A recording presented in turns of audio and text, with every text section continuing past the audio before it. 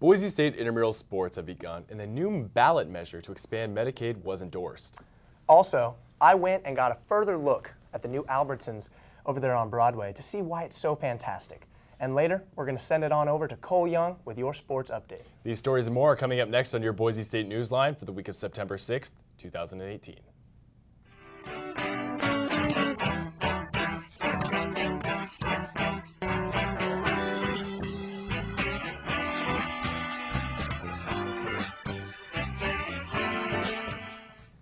Thank you for joining us on this week's edition of Newsline. I'm Ben Kaiser.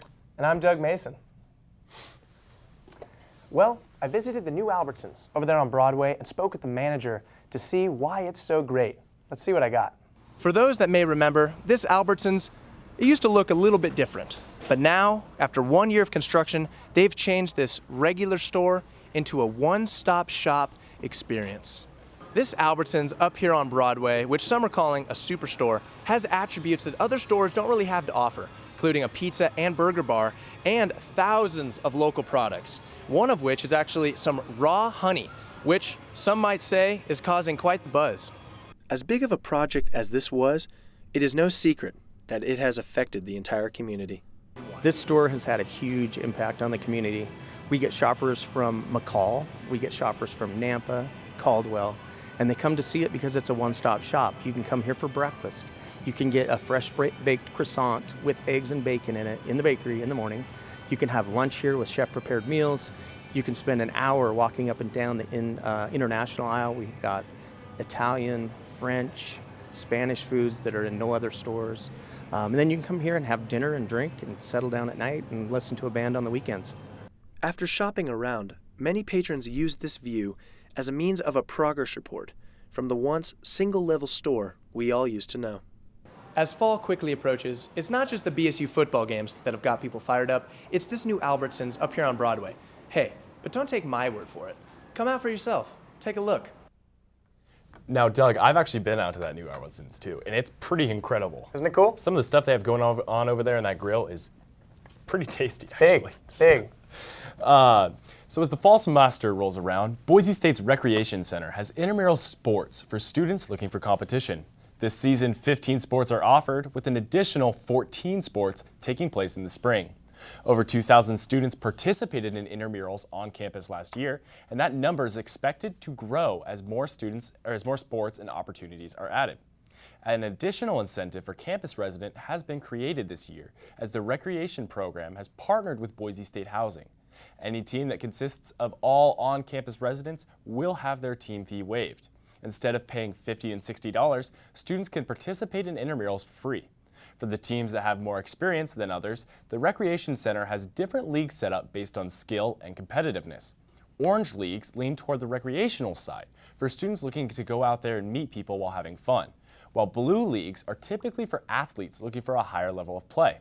On the Boise State Rec website, students can sign up as free agents or create a new team.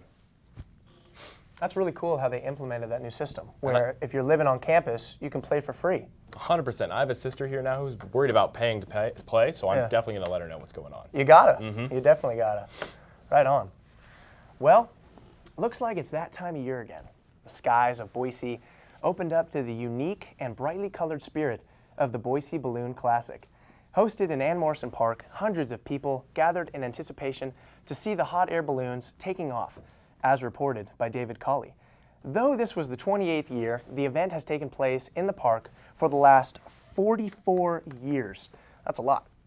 The founder, Scott Spencer, he explained that it's a way for balloonists to connect and describe the experience as, quote, something you always want to share with someone else, end quote. David Robinson, who's a fellow balloonist, took part in the event and has been involved with hot air balloons for over 50 years.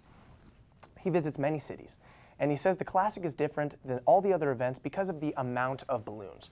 He says, quote, this number allows for an intimacy that isn't found at larger, more crowded events, end quote. Despite the relatively small participation rate of this event compared to others in some other cities, Spencer said this year is the largest crowd they've ever had. Even for those unable to visit the festivities in Ann Morrison Park, skyward glances might still give the opportunity to see the beautiful balloons, as well as the Boise spirit they represent. That's pretty incredible, Doug. I wish I was out there to see that. You know, I did go. It was awesome. Yeah, super cool and beautiful. It was a fun time. Well, that's awesome. Yeah. We're going to turn things over to the political side now. As a ballot measure to expand Medicaid and provide health care for over 62,000 Idahoans who fall in the state's health care coverage was endorsed by Republican members of the Idaho legislature on August 8th. As reported by Eliza Levenguth, the following release of the Millman Incorporated report commissioned by the Idaho State Department of Health and Welfare found potential savings for the taxpayers through Medicaid expansion. Joe Goody, president of the Young Democrats of Boise State, says much of the work to get Medicaid expansion on the ballot, also known as Prop 2, was due to college students across campuses in Idaho. Together, they banded and got their goal of 56,000 signatures needed to get it on the ballot. 56,000. That's pretty impressive. I know a lot students can do a lot, but I mean, on the ballot, that's a big move. That's a big step. Sufficient amount. That's a sufficient amount. Oh yeah, for Wow. sure, for sure. Awesome. Well, in other news, there's a returning 3-day clinic put on by the Adventist Medical Evangelism Network at Expo, Idaho on September 12th through the 14th, as reported by Marianne Fernandez. The network, also known as Amen, gathered over 750 volunteers in April of last year and provided nearly 1,400 individuals with dental, medical, and vision services. Last year, being the first time Community Development Incorporated CDI and launched their business, they were able to provide patients with a steady plan for future service. Because of this, many patients have followed up with the local clinics from Terry Riley and Genesis Community Health, according to Liz Thompson, the clinic director at CDI. The Amen Group is hired out of California, who bring their truck, equipment, and supplies, says Thompson. Thompson later added that every individual that attends the clinic is entitled to the services that they provide. She also states, quote, "We don't require any identification, insurance, or immigration status. If individuals need a service, they come to the clinic, we'll service them," end quote. Seems simple enough. The services that are offered at Amen are provided by dentists and doctors who are volunteer staffed only. Carrie Stolt, the outreach coordinator at CDI, stated, quote, "In addition to that, the registered clinic volunteers are covered under a $10 million general malpractice insurance," end quote. According to Stolt, they are also adding an on-site pharmacy, mobile x-ray unit, female exams, STD infection, and pregnancy tests. According to Stolt and Thompson, the Amen Free Clinic is set up to be a temporary clinic. Essentially, though, their goal is to serve patients with immediate needs and to direct them to access further healthcare services, ultimately to lead to a healthier lifestyle. That's absolutely just incredible, Doug. That's what I said. That's some really great work going on right there. That's what I said. Yeah. It's awesome. Now we're actually going to send it on over to our buddy Cole with some sports. What do we got, Cole? Well, guys, here's the thing.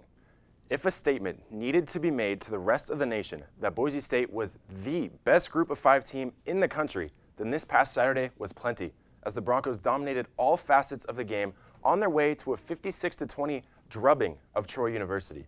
Brett Rippon led the charge on offense, going an efficient 20 for 28 for 305 yards and 4 touchdowns, and essentially silenced the critics of whether or not he could lead this team. Boise State has also seemingly figured out who would fill the holes of Leighton Vander Esch and Cedric Wilson. On offense, Sean Modster led the way, receiving with 7 receptions for 167 yards and a pair of touchdowns. On the day, Rippon spread the love through the air, with 8 different players having at least 1 reception. On defense, it was a combination of Tony Lashley and Riley Wimpy, filling the Vander Esch void.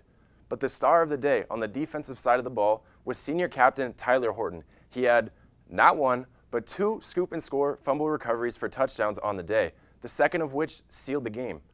Horton's performance earned him the Bronco Nagurski Trophy National Player of the Week honors as well. Brett Rippon also earned national praise, being one of 8 Manning Award National Stars of the Week for his performance. The Broncos have their home opener coming up this Saturday, September 8th, under the lights at 8:15 p.m. at Albertson Stadium. Can't make it? Don't worry. ESPNU has the TV coverage. Back to you guys. Thanks for the updates, Cole. Now, we're going to see if this Boise heat streak is up and continuing as we turn it over to our resident weatherwoman, Sam Orozco. Sam, how's the week looking? Hi guys. So on Thursday, it's going to be high of 94 and a low of 63, partly cloudy. On Friday, it's going to be a high of 91 and a low of 62, mostly sunny. On Saturday, for the first home football game, it's going to be high of 86 and a low of 54, sunny. And on Sunday, it's going to be the third sunny day in a row with a high of 85 and a low of 54. On Monday, it's going to be sunny again with a high of 85 and a low of 53. On Tuesday and Wednesday, we are going to see it get a little colder with a high of 76 and a low of 51, mostly sunny. And on Wednesday, it's going to be a high of 75 and a low of 51, partly cloudy. So get out there and enjoy these last few sunny days. Back to you guys. Right on, Sam. Can't wait to be out there in the sun all week long. Well, looks like it's that time. So that's all you got for Newsline. I'm Doug Mason. And I'm Ben Kaiser. Thanks for tuning in, and we'll see you next time.